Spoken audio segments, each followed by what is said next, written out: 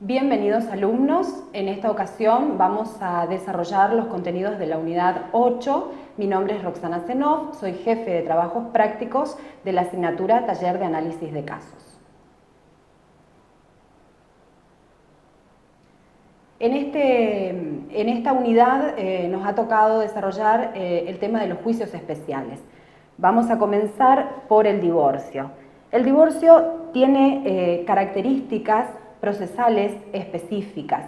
En este caso es un proceso extracontencioso, quiere decir que es un proceso voluntario cuyo objeto no es una pretensión sino una petición. Se trata de un requerimiento que pueden hacer ambos cónyuges o uno de ellos. Es un trámite abreviado sometido a revisión judicial de conformidad con los requisitos de la normativa vigente, por lo cual uno o ambos cónyuges pueden solicitar su divorcio con fundamento en la autonomía de la voluntad, la igualdad, la cooperación y la solidaridad familiar. Se escogió este particular proceso incausado y abreviado en base a la experiencia judicial que ha demostrado el alto nivel de destrucción y desgaste emocional a que se someten los cónyuges y sus familias cuando se opta por un divorcio contencioso. El requisito de admisibilidad es que los cónyuges se organicen mediante un convenio regulador en caso de presentación conjunta o una propuesta reguladora en casos de que el divorcio se conlleve con una petición unilateral. Por ejemplo, ¿qué debe contener esa propuesta? El ejercicio de la responsabilidad parental, la atribución de la vivienda y las compensaciones económicas. Ahora bien, ¿quiénes son los legitimados para peticionar el divorcio? Cuando hablamos de legitimación, hablamos de la aptitud que se le reconoce a una persona determinada para intervenir en un proceso. En este caso, las personas que habilita la ley para peticionar el divorcio son únicamente los cónyuges. Esto teniendo en cuenta lo que dispone el artículo 437 del Código Civil, ya sea peticionando en forma conjunta o solo por uno de ellos. Además, un detalle a tener en cuenta es que los peticionantes deberán presentarse con distinto patrocinio letrado, aun cuando la petición se haga de manera conjunta. Bueno, sobre esta base podemos decir que tenemos dos tipos de divorcio, ya sea unilateral o bilateral, es decir, la petición puede ser formulada por uno o ambos, sin posible oposición del otro cónyuge, que solo se somete a un control de legalidad del requerimiento formulado. No hay posibilidad que el desacuerdo pueda suspender la sentencia. Con respecto a los aspectos procesales del divorcio, la petición del divorcio es el acto que contiene una declaración de voluntad del justiciable dirigida al órgano jurisdiccional para la apertura de instancia. El escrito debe cumplir con los requisitos formales de la demanda: el nombre, domicilio constituido, petición en términos claros, convenio regulador o propuesta, la competencia y la prueba del matrimonio. Cuando se produce el divorcio bilateral o petición conjunta, los cónyuges manifiestan de manera conjunta su voluntad de divorciarse, presentando junto con la petición un convenio o propuesta que realiza cada cónyuge respecto a la solución que consideren más ajustada a los intereses de la familia. Este convenio debe estar firmado por ambos cónyuges o sus representantes patrocinantes. En caso de desacuerdos totales o parciales, el juez de igual forma decreta el divorcio y convoca a una audiencia, que es la audiencia que establece el artículo 438 del Código Civil y Comercial, y el juez en dicha audiencia colabora con los cónyuges a fin de que logren acuerdos sobre la ruptura matrimonial. En caso de no existir acuerdos, deberán ocurrir por la vía y forma que corresponde respecto a las cuestiones de fondo, debiendo cumplir con la etapa de mediación previa y obligatoria que está establecida en la Ley 26.589. Cuando la petición se realiza en forma unilateral, es decir, por uno solo de los cónyuges, el acto procesal que abre la instancia debe estar acompañado por una propuesta reguladora de efectos de divorcio, del cual se correrá vista a la contraria por el plazo que el juez estime conveniente. Frente a la propuesta unilateral se pueden presentar distintos escenarios fácticos, ya que puede ocurrir que el requerido acepte o realice una nueva propuesta distinta o bien que la misma sea rechazada. De cualquier manera, el juez deberá decretar el divorcio y en caso de existencia parcial, inexistencia o silencios por uno de los cónyuges, el juez los convocará a la audiencia que ya hicimos referencia en los términos del artículo 438, en la cual se procura acercar a las partes para llegar a una conciliación. La notificación de la petición del divorcio debe efectivizarse por cédula al domicilio real de los cónyuges. Esta notificación tiene como finalidad no solo poner en conocimiento de la petición del divorcio, sino también que el requerido pueda ejercer su derecho a poner excepciones previas, que son las que ya conocemos, por ejemplo, la incompetencia, la falta de personería, también defecto legal en la propuesta reguladora. Una vez realizada la petición, puesto en conocimiento al otro cónyuge mediante la cédula y las propuestas o contrapuestas reguladoras de efecto, se decretará el divorcio declarando disuelta la comunidad de bienes, excepto que los cónyuges hayan optado por el régimen de separación de bienes, homologándose los acuerdos arribados por los peticionantes. ¿Quién homologa los acuerdos? El juez. Es el juez quien es el encargado de homologar, de dar el visto bueno al acuerdo. Una vez notificadas las partes del auto que decreta el divorcio, se libra la comunicación respectiva al registro de estado civil y capacidad de las personas del lugar en que se celebró el matrimonio a los fines de su inscripción. Bien, en referencia al siguiente punto, alimentos, podemos decir que la prestación de alimentos comprende, como una definición, lo necesario para la subsistencia, habitación, vestuario y asistencia médica correspondientes a la condición de que el que la recibe, en la medida de sus necesidades y de las posibilidades económicas del alimentante. Si el alimentado es una persona menor de edad, comprende además todo lo necesario para la educación. Dicha norma consagra el contenido asistencial, integral y solidario de la obligación alimentaria. En cuanto al modo de cumplimiento y oportunidad, la prestación se cumple mediante el pago de una renta en dinero, pero el obligado puede solicitar que se le autorice a solventarla de otra manera, solamente si justifica motivos suficientes. Los pagos se deben efectuar en forma mensual, anticipada y sucesiva, pero según las circunstancias, el juez puede fijar cuotas por periodos más cortos. Esto lo encontramos en el artículo 542 del Código Civil y Comercial. En cuanto a las cuestiones procesales de este juicio especial, el proceso de petición de alimentos tramita y tiene la característica de ser un proceso más breve y no se acumula a otra pretensión. Desde el principio de la causa o en el transcurso de ella, el juez puede decretar la prestación de alimentos provisionales y también las expensas del pleito si se justifica la falta de medios. Bueno, con respecto a los alimentos provisionales, esto es una novedad del Código Civil y Comercial, ya que antes se hablaba de alimentos provisorios. ¿Cuáles son o cuál es la finalidad? Es atender sin demoras las necesidades de quienes los solicitan. Tienen naturaleza cautelar, tendiente a evitar el perjuicio de la persona necesitada de auxilio. El quantum de la cuota provisional debe fijarse en una suma que permita afrontar los gastos imprescindibles de quien los demanda y las posibilidades del demandado. El juez tiene la facultad para imponer de oficio una cuota alimentaria provisoria cuando las circunstancias lo aconsejen. Los caracteres de los alimentos provisionales.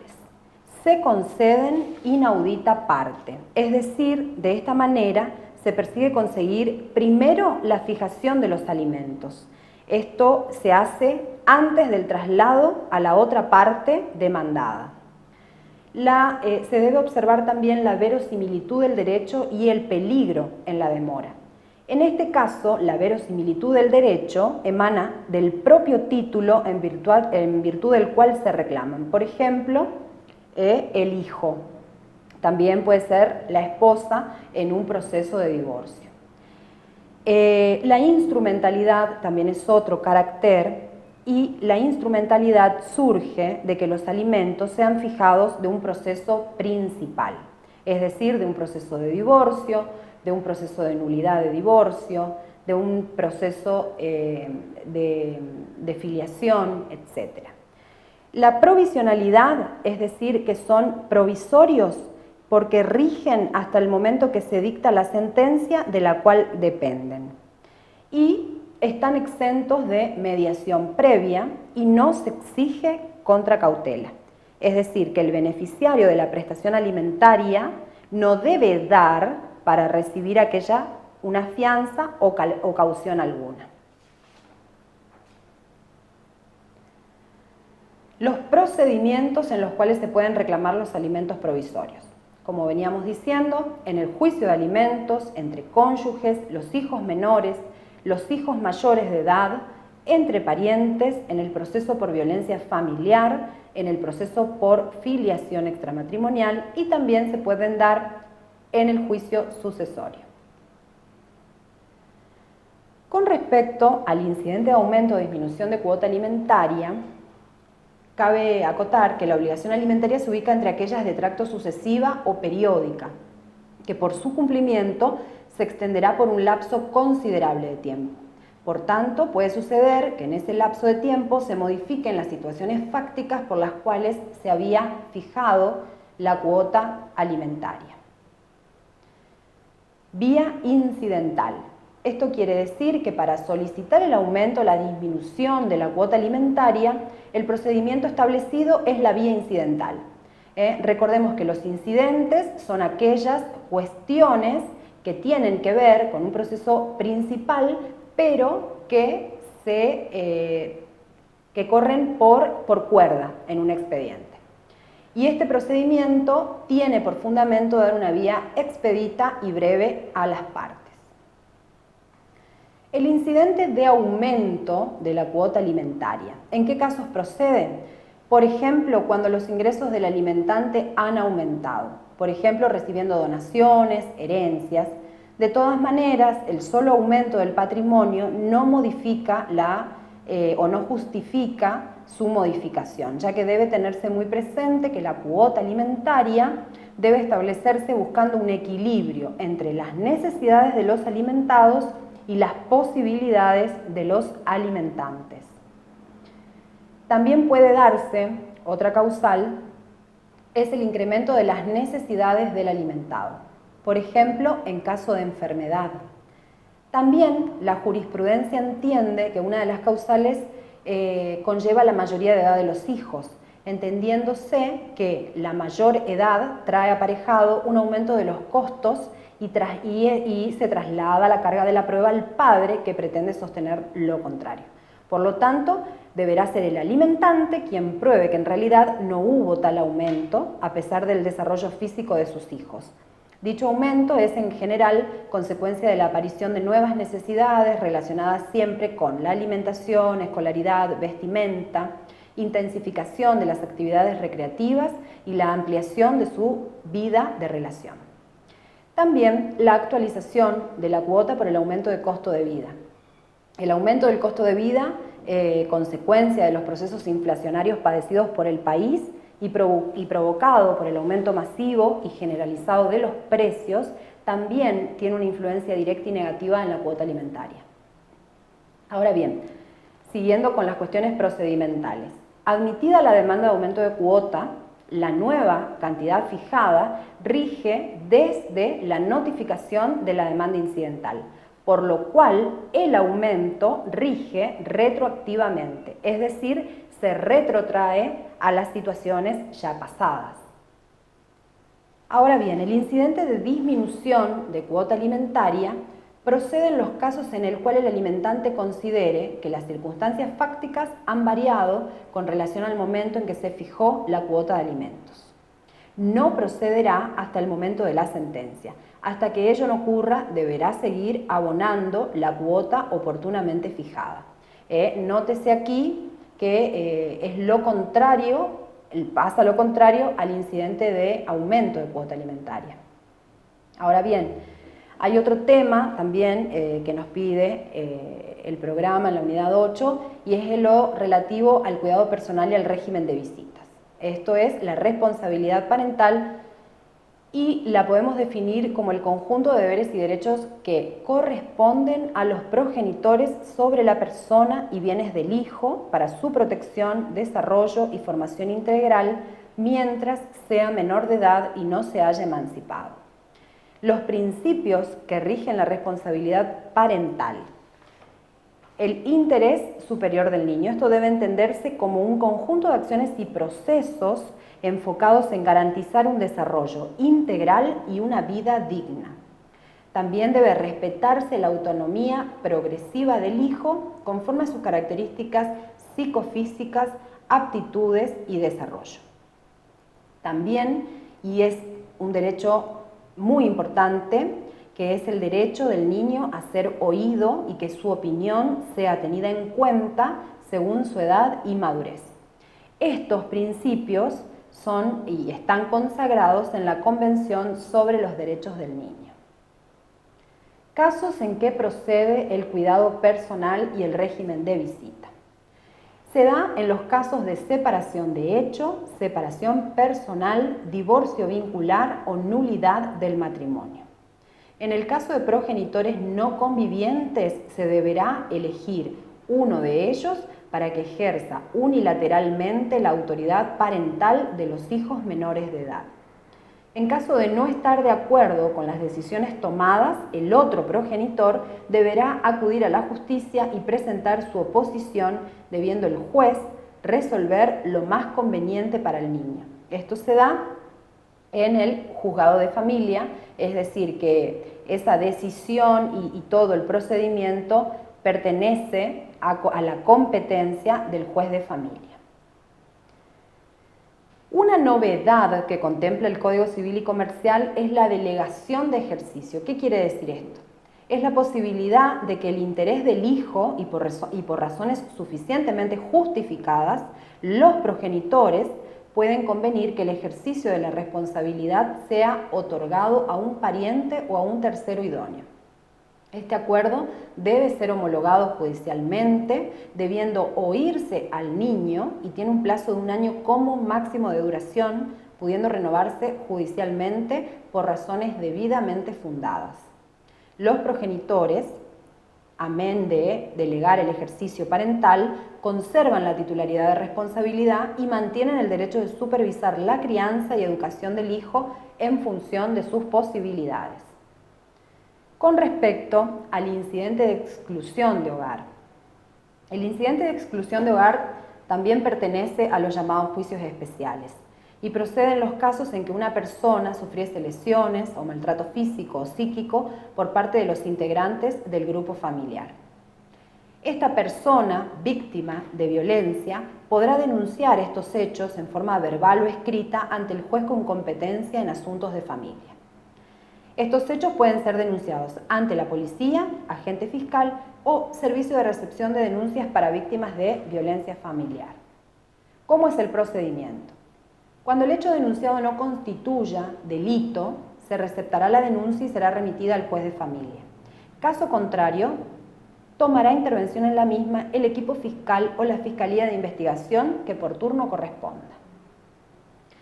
La exclusión de hogar es una medida cautelar y el juez requerirá, previo a resolver, un informe técnico al equipo interdisciplinario del Poder Judicial a los fines de determinar los daños físicos y psíquicos sufridos por las víctimas.